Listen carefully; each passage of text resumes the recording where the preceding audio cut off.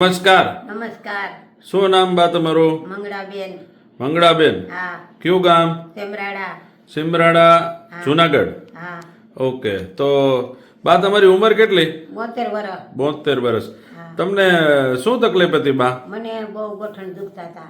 ગોઠણ? પડી જતા. હા. કેટલા ટાઈમથી તકલીફ હતી? વરસ દીધા. વર્ષ દિવસથી તકલીફ હતી. હા. અચ્છા. અને તકલીફમાં શું થતું? આમ દુખાવામાં શું થતું તમને? મને હાલી નો હકતી. હા પછી બેવડો પગ નો વરે, સીડી નો સડી હગું. હા. એવું બધું થતું. બીજી શું શું તકલીફ થતી એની સિવાય?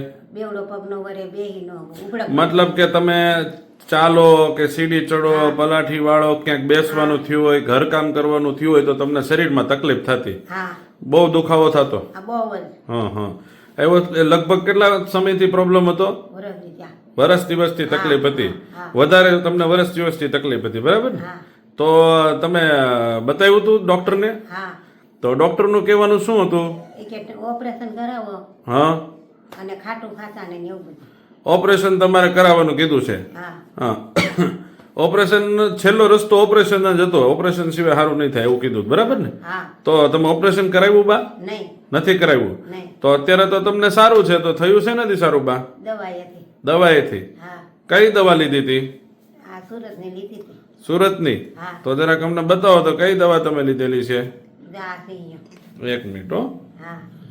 આ એસ્ટોનિયા વન કંપનીની ઓર્થો વન. હા.